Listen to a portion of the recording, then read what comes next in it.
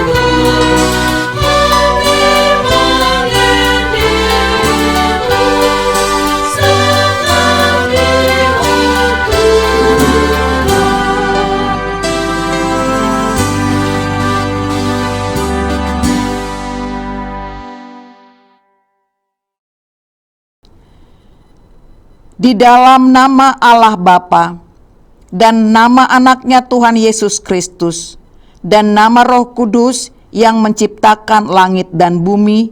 Amin. Sebab memang sesuai dengan keadaan Allah yang baginya dan olehnya segala sesuatu dijadikan, yaitu Allah yang membawa banyak orang kepada kemuliaan, juga menyempurnakan Yesus yang memimpin mereka kepada keselamatan dengan penderitaan. Haleluya.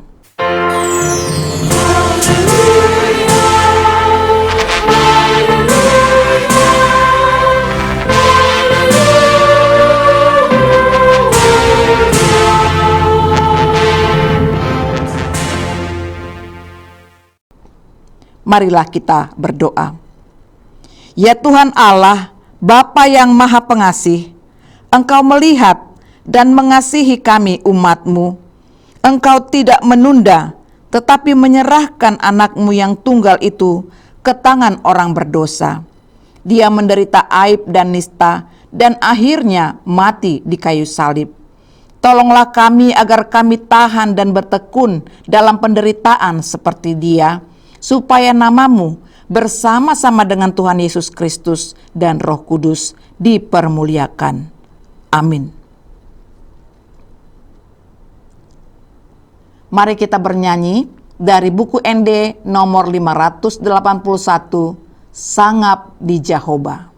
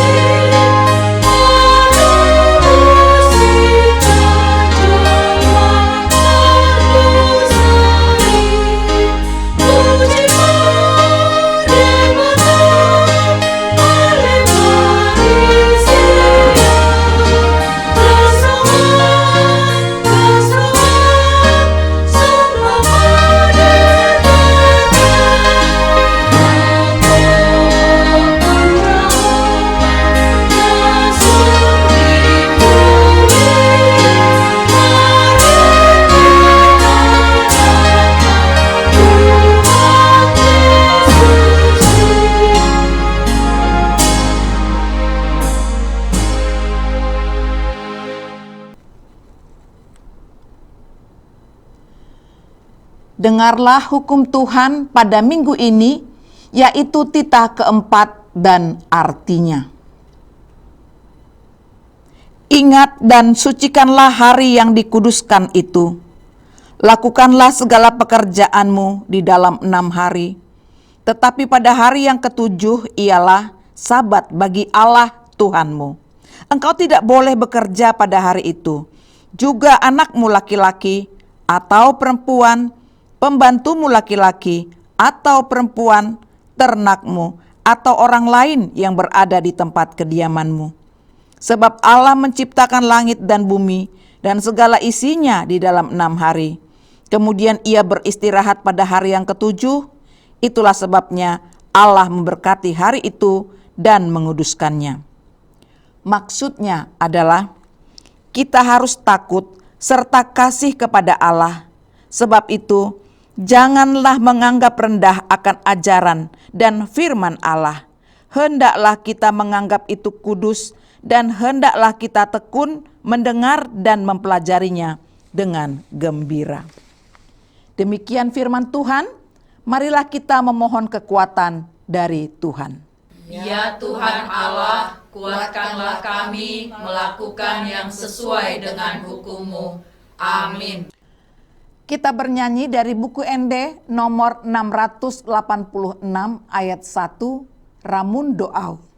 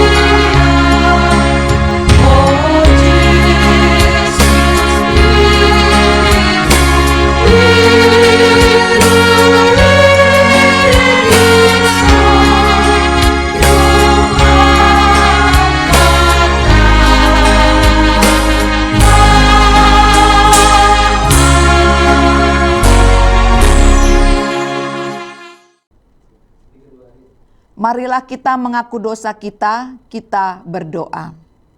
Ya Tuhan Allah Bapa Tuhan kami Yesus Kristus, Engkaulah Allah yang Maha Kuasa, pencipta segala sesuatu. Engkau adalah adil menghakimi semua orang. Kami datang ke hadapan-Mu, mengaku segala dosa kami yang kami lakukan karena melanggar hukum-Mu, baik melalui perkataan kami yang tidak benar, maupun karena nafsu keinginan duniawi yang selalu mempengaruhi kami. Kami patut mendapatkan murka Tuhan akibat dosa kami itu. Tetapi Engkau adalah Tuhan pengasih dan penyayang. Kasihanilah kami, ampunilah segala dosa-dosa dan kesalahan kami di dalam Anak-Mu Tuhan Yesus Kristus. Karuniakanlah kami Roh Kudus, agar kami setia mengikuti Engkau di dalam kebenaran dan kekudusan, dan memperoleh hidup yang kekal yang Tuhan janjikan bagi setiap orang yang percaya kepada Anak-Mu, Yesus Kristus Tuhan dan Juru Selamat kami. Amin. Janji Tuhan tentang pengampunan dosa kita. Demikianlah firman Tuhan, Aku telah menghapus segala dosa pemberontakanmu seperti kabut diterbangkan angin, dan segala dosamu seperti awan yang tertiup. Kembalilah kepadaku, sebab aku telah menebus engkau. Kemuliaan bagi Allah di tempat yang maha tinggi. Amin. Kita bernyanyi dari buku ND nomor 453 ayat 2, Sada Goar Naumuli.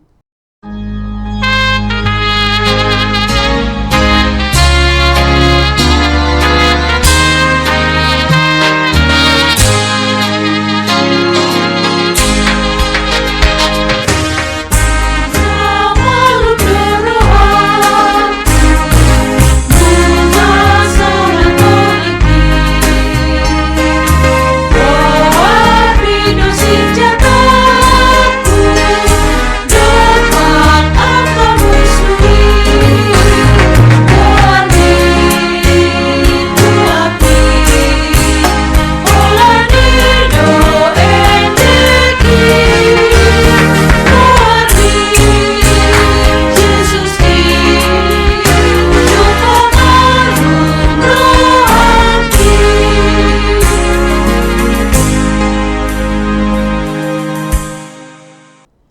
Firman Tuhan yang ditetapkan menjadi epistel pada minggu ini tertulis dalam 2 Samuel 22 ayat 44 sampai ayat 51.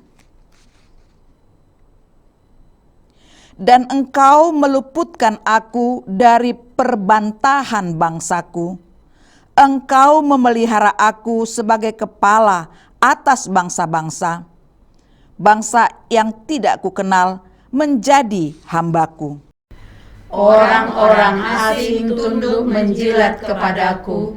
Baru saja telinga mereka mendengar, mereka taat kepadaku.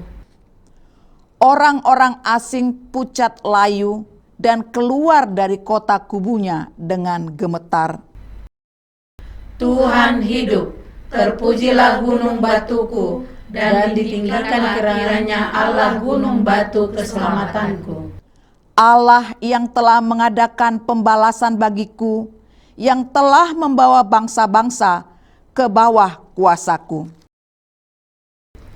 Dan yang telah membebaskan aku daripada musuhku, dan engkau telah meninggikan aku mengatasi mereka yang bangkit melawan aku. Engkau telah melepaskan aku daripada penindas. Sebab itu aku mau menyanyikan syukur bagimu ya Tuhan di antara bangsa-bangsa, dan aku mau menyanyikan mazmur bagi namamu. Ia mengaruniakan keselamatan yang besar kepada raja yang diangkatnya, dan menunjukkan kasih setia kepada orang yang diurapinya, kepada Daud dan anak cucunya untuk selamanya. Demikianlah firman Tuhan. Berbahagialah orang yang mendengar firman Allah serta memeliharanya. Amin. Kita bernyanyi dari buku ND nomor 117 ayat 1, Jehovah Debatat Tado.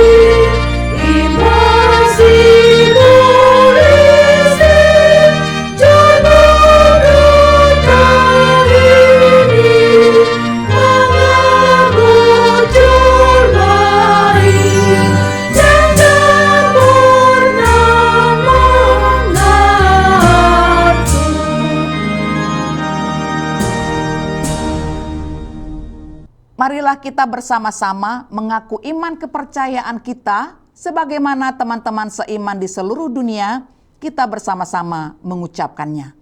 Aku percaya kepada Allah, Bapa yang Maha Kuasa, Khalik langit dan bumi. Aku percaya kepada Yesus Kristus, anaknya yang tunggal Tuhan kita, yang dikandung daripada Roh Kudus, lahir dari anak darah Maria, yang menderita sengsara di bawah pemerintahan Pontius Pilatus, disalibkan, mati dan dikuburkan, yang turun ke dalam kerajaan maut, pada hari yang ketiga bangkit pula dari antara orang mati, naik ke surga, duduk di sebelah kanan Allah, Bapa yang Maha Kuasa. Dari sana akan datang kelak untuk menghakimi orang yang hidup dan yang mati. Aku percaya kepada Roh Kudus dan adanya satu gereja yang kudus dan am, persekutuan orang kudus, pengampunan dosa, kebangkitan daging, dan hidup yang kekal. Amin. Kita akan mendengarkan firman Tuhan, dan kita juga akan menyerahkan persembahan kita, yaitu persembahan 1A dan 1B. Kita bernyanyi dari buku ND nomor 585 ayat 1, Sombama Jehovah.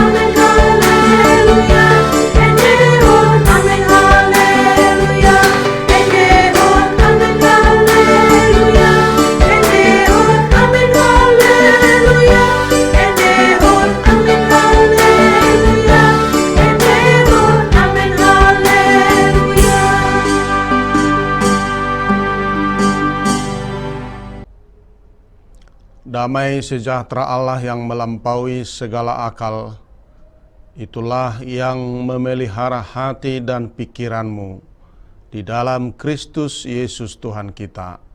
Amin. Shalom Bapak Ibu yang terkasih dalam nama Tuhan Yesus Kristus. Hari ini Minggu Estomihi dengan topik Yesus dimuliakan di atas gunung. Khotbah tertulis dalam Injil Lukas pasal 9 ayat 28 sampai dengan ayat 36.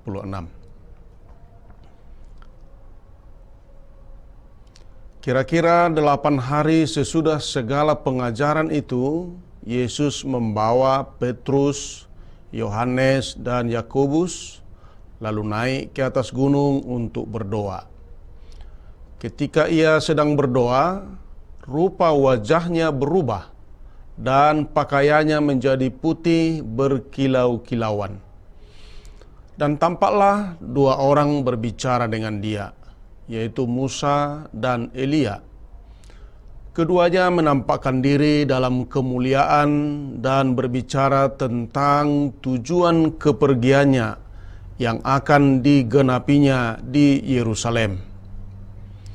Sementara itu, Petrus dan teman-temannya telah tertidur, dan ketika mereka terbangun, mereka melihat Yesus dalam kemuliaannya, dan kedua orang yang berdiri di dekatnya itu.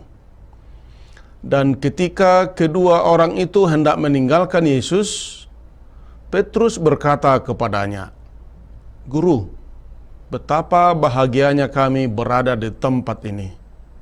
Baiklah kami dirikan sekarang 3 kemah, 1 untuk engkau, 1 untuk Musa, dan 1 untuk Elia."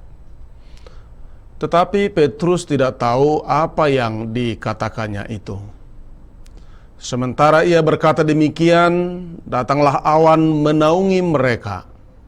Dan ketika mereka masuk ke dalam awan itu, takutlah mereka. Maka terdengarlah suara dari dalam awan itu yang berkata, "Inilah anakku yang kupilih, dengarkanlah dia." Ketika suara itu terdengar, nampaklah Yesus tinggal seorang diri, dan murid-murid itu merahasiakannya. Dan pada masa itu, mereka tidak menceritakan kepada siapapun apa yang telah mereka lihat itu. Demikian pembacaan firman Tuhan. Jemaat yang terkasih, saat Yesus berdoa di atas gunung bersama 3 orang muridnya, yang disebutkan tadi, Petrus, Yohanes, dan Yakobus, mereka melihat Yesus berubah rupa, dan pakaiannya putih berkilau-kilau. Lalu mereka melihat sosok 2 orang, Musa dan Elia, bersama Yesus, dan mereka bertiga berbicara. Saudara-saudara, sosok Musa mengingatkan kita tentang hukum Tuhan yang diberikan Allah kepadanya, kepada umatnya melalui Musa. Dan Musa sebagai pemimpin umat Israel membawa mereka keluar dari Mesir, tanah perbudakan, menuju tanah perjanjian. Saat Musa mati dan Tuhan sendiri yang menguburkannya, sehingga tidak ada orang yang mengetahui kuburannya hingga saat ini.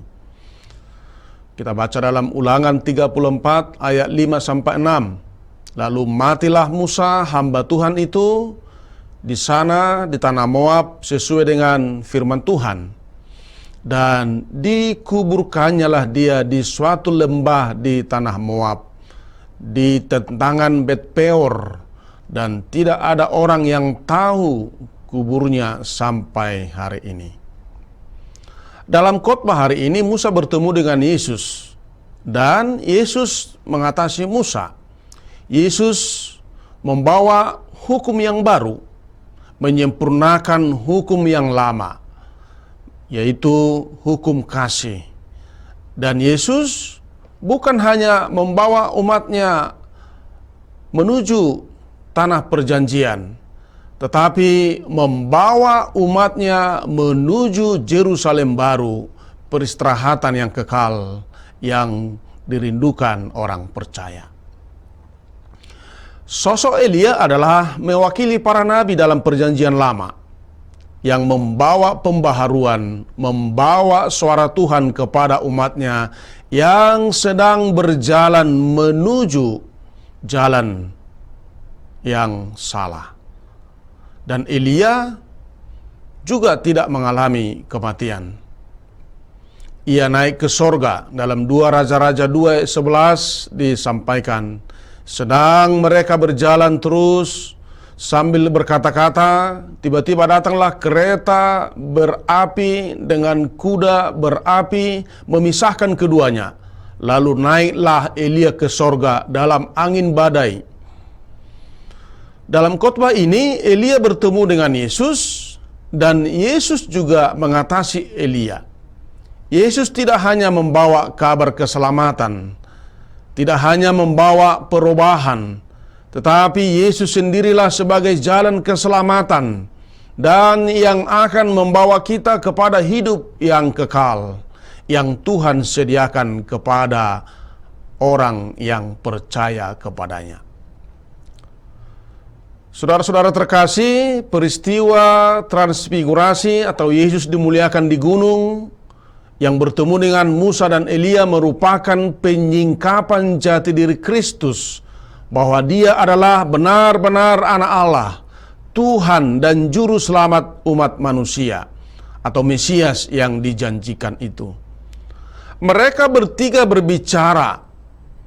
Kedua tokoh besar perjanjian lama itu datang untuk menyemangati Yesus yang akan menjalani tugas penting dan utama.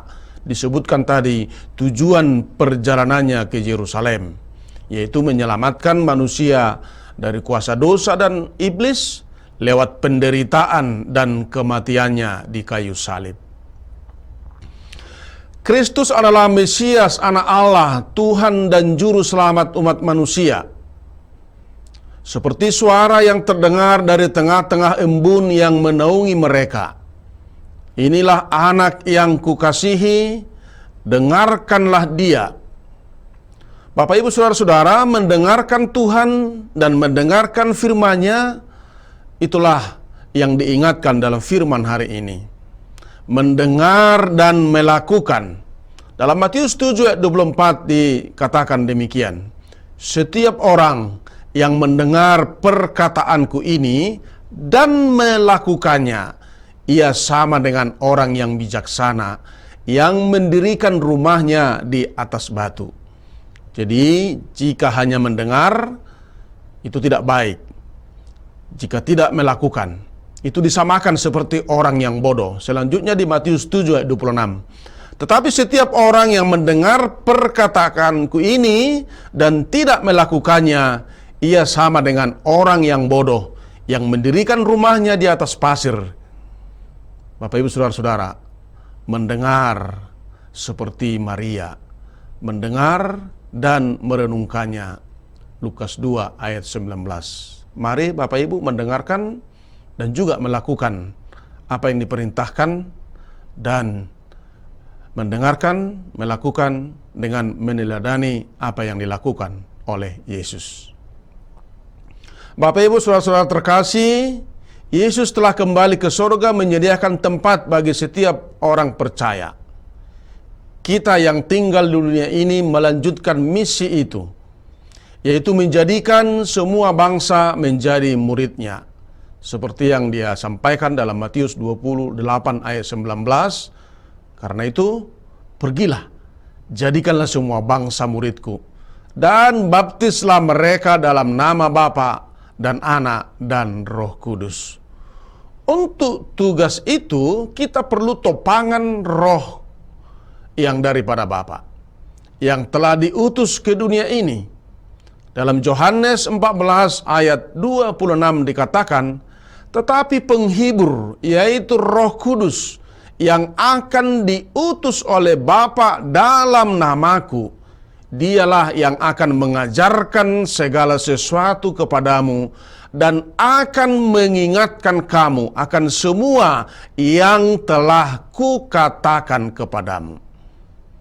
Bapak Ibu Saudara-saudara, mari fokus kepada suara Yesus dan abaikan suara dunia yang penuh godaan, penuh rayuan, tetapi berisi penyesatan.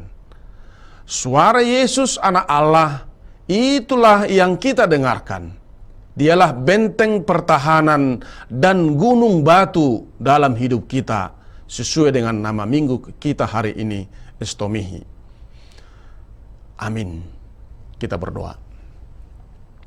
Terima kasih Allah Bapa di sorga atas firman-Mu hari ini, yang mengingatkan kami setiap orang percaya untuk mendengarkan Yesus, mendengarkan suaranya, mendengarkan firman-Nya, dan melakukan di dalam hidup kami.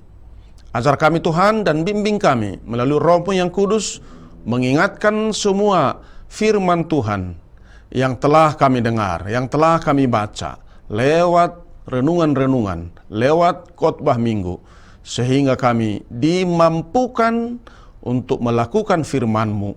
Tidak hanya mendengar, tidak hanya mengetahui, tetapi yang terutama adalah dapat melakukannya di dalam kehidupan kami sehari-hari, agar kami senantiasa berjalan di jalan Tuhan.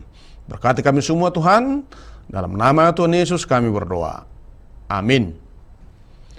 Bapak Ibu Saudara-saudara, kita bernyanyi dari buku Ende nomor 256 ayat 1 dan mengumpulkan persembahan.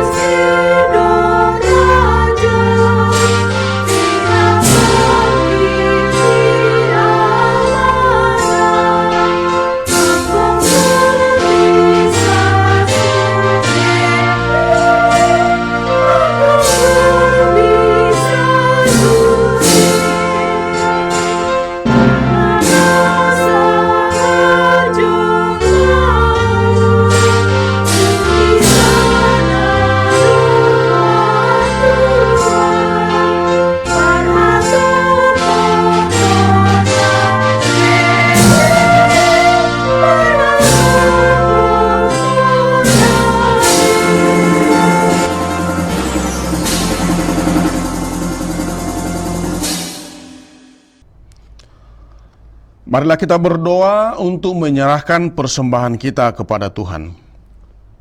Ya Allah Bapa kami yang di surga, kami mengaku bahwa Tuhan adalah sumber dari segala karunia yang melimpah dalam kehidupan kami masing-masing.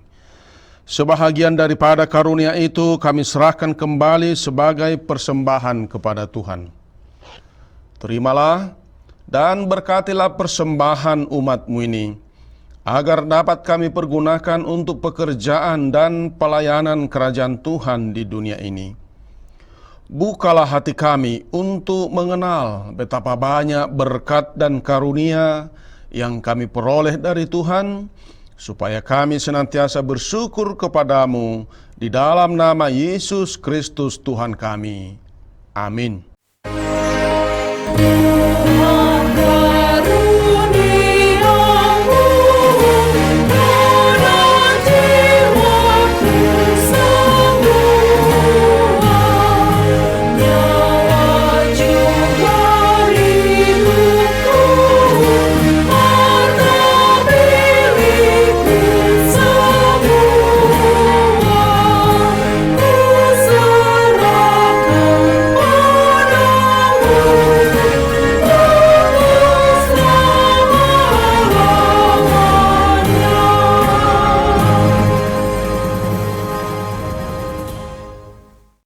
Bapa kami yang di surga, dikuduskanlah nama-Mu. Datanglah kerajaan-Mu, jadilah kehendak-Mu di bumi seperti di surga. Berikanlah kami pada hari ini makanan kami yang secukupnya. Dan ampunilah kami akan kesalahan kami, seperti kami juga telah mengampuni orang yang bersalah kepada kami. Dan janganlah membawa kami ke dalam pencobaan, tetapi lepaskanlah kami daripada yang jahat.